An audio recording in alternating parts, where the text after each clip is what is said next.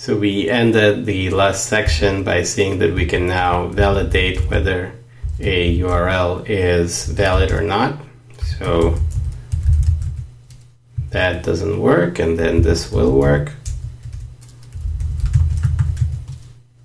There we go.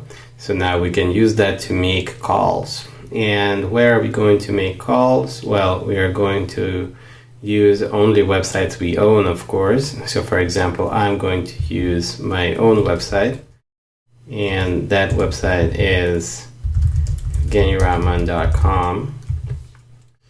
And in the code, we'll take a look at how we can do this.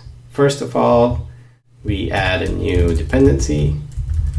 You'll see a theme. We're really utilizing the strength of the Python ecosystem.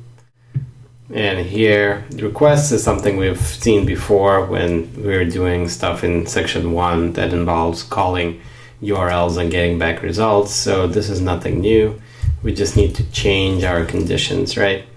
So here, in the case that the URL is valid, we want to make a request.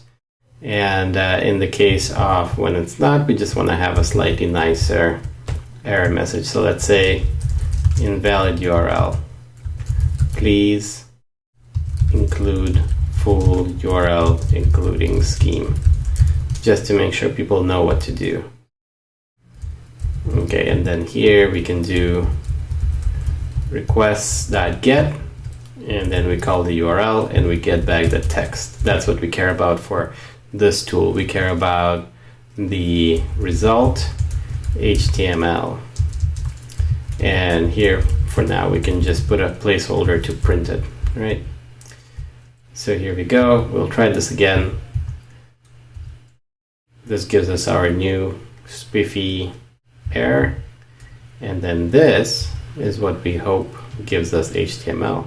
And there we go. That is printing out the HTML as expected.